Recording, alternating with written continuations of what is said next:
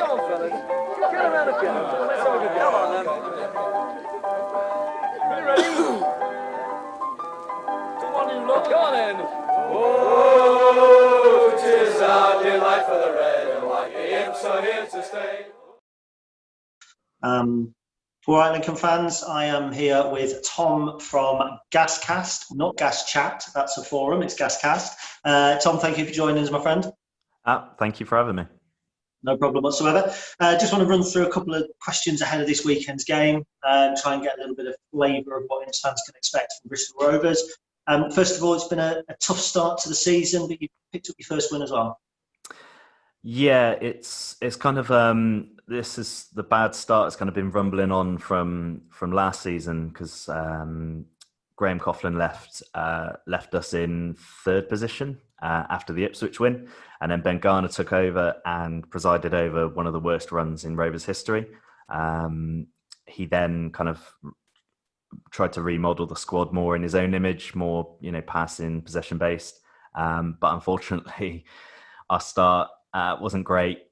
We played some of the top teams in the division, your Sunderlands, your Ipswiches, and it just kind of, until the Northampton game on Saturday where we did get our first win, it wasn't really clicking for him. Obviously, a lot of new players coming in, change of style of play. It was difficult, and actually, I think the pressure was on him on Saturday, even like this early in the season. So to get our first win, absolutely fantastic, and actually showing glimpses of what the style of play that he does want to play.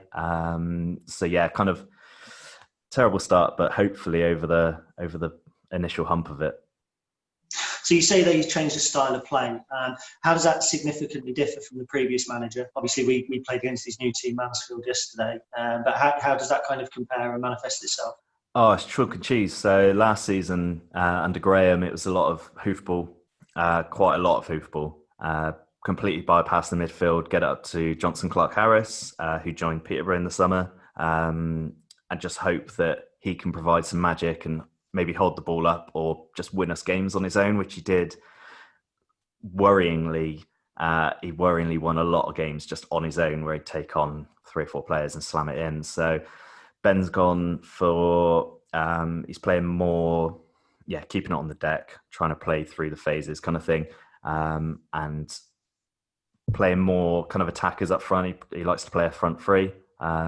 With at the moment it's Hanlon in the middle, who we signed from Gillingham, and then the other 2 kind of rotates quite a lot depending. We've had a few injuries this season as well, but it's much more get it on the floor, and especially with the centre backs, he signed Jack Baldwin, Cian Harries, and Max Amer. And we're trying to get the ball down in defence, play it out, even doing that really annoying thing where the keeper kind of tries to play it to a defender in the box, and then we'll start trying to pull teams onto us and go from there. But as you know, at this level, I mean, trying to do that, I think, is suicide, but he's dabbling with it. So yeah, it is completely chalk and cheese.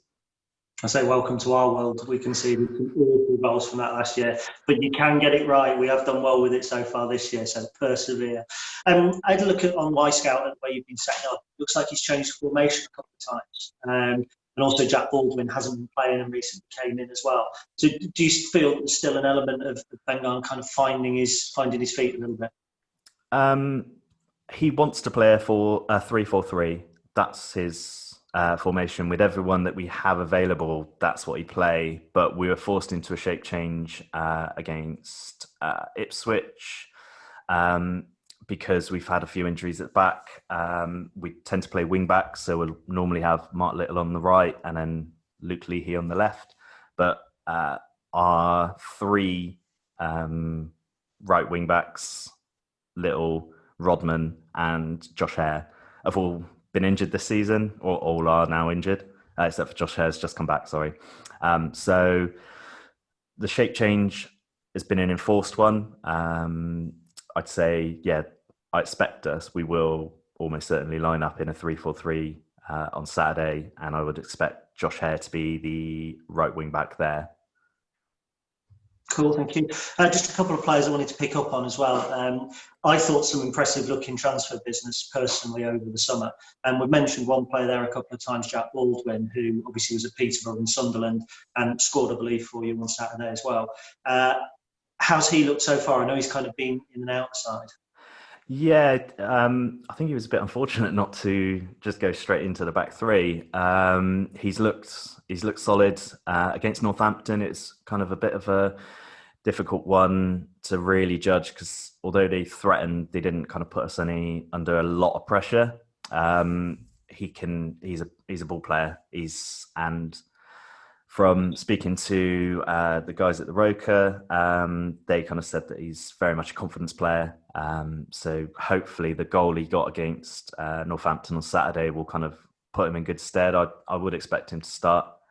He oddly played in the middle of the back three, so I would expect Max Amer, being the ex-Gills captain, to be that kind of central, solid kind of centre of that defence, with Harry's on the left because he's a left footer, and then Baldwin on the right. But against Northampton, that was switched. Amer was on the right, so I don't know if that's and Amer is our captain this season. So I don't know if that was to kind of counter a specific Northampton threat, or if Garner kind of sees Baldwin as that linchpin of the defence and can kind of do it himself.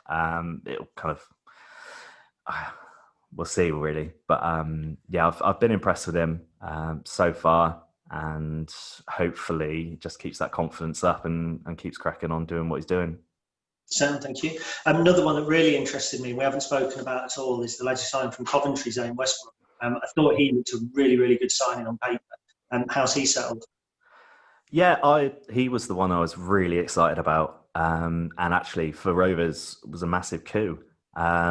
He is quality. You can see it, like he kind of oozes class kind of thing. Some of the little touches he's been doing, all the kind of social media that Rovers have been doing, all the little clips of like skill and that, it's all been Zane Westbrook, because he is probably the most skillful player we have. In terms of kind of output, I've been a little bit disappointed. I think it might be that I've hyped him up a bit in my head, but I would want him to kind of control. I was expecting him to come in as like a creative number 10 and kind of just be creating chances for the strikers, but he plays a lot deeper. He's been playing kind of almost as a double pivot with Josh Grant, who's a defensive midfielder that we signed from Chelsea. So he plays deep. He does create a fair bit. He does get forward out of the two midfielders a lot more.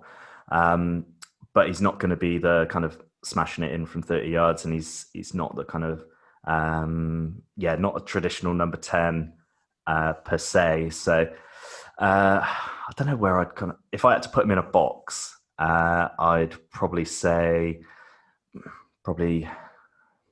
box to box attacking midfielder kind of job. He's not the pivotal point of our attack, which is what I was expecting. So I've had to change my expectations of him definitely since he came in. And the last player I wanted to pick up on, probably the biggest one you've had to sign over the summer, because you mentioned Johnson Clark-Harris moving on, who was very much kind of a key part of your early success last season. But Brandon Hanlon, contract dispute with Gillingham, ended up moving to yourselves. Again, how's he looked, and what does he offer that's different to JCH? So different to JCH, I'd probably say he's a little bit quicker. It's difficult to replace someone like JCH because he was the complete focal point, not just of our attack, but of our entire team. He was so good. But on his kind of own, if I don't compare him to JCH, on his own, very quick, skillful, and actually, surprisingly, he's quite tall and lanky, but he's really strong. Against Northampton, which are obviously a big physical team, he did completely bully their centre-backs, which was amazing to see. He won the penalty and then stepped up and scored it. I think finishing-wise, he's not quite there yet. I know he's still young and that, but I think to be the kind of number 9 that we need, he definitely needs to be putting more chances away. He had a great chance against Ipswich at home where bizarrely he was onside despite looking about 20 yards offside. It's always difficult to see with iPlayer, like where players are in relation to the line, but he looked miles offside. It dropped to him just on the edge of the box.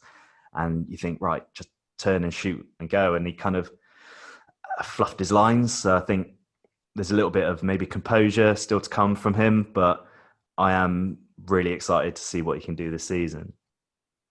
Wonderful. And the last one, kind of predictions for the game, and then for the season overall for yourselves as well. My prediction for Saturday, I think you'll win. I think the start that you've made is just phenomenal. I can't see us touching you on that front. I think we'll score though. I've just got a feeling in my waters that we'll bag one. So I'm going with like a 2-1, maybe a 3-1. Predictions for the season. It's difficult. Apparently we are in for another striker before the end of the window, which I think would really help us. But without that, I think anything above kind of 14th, 13th would be a success this season, given the changes that Ben Garner has wanted to make. I'd be happy with that. Anything above that would be an absolute bonus. It'd be fantastic. Sam, thank you very much, Tom. I appreciate your time. No worries. Thank you.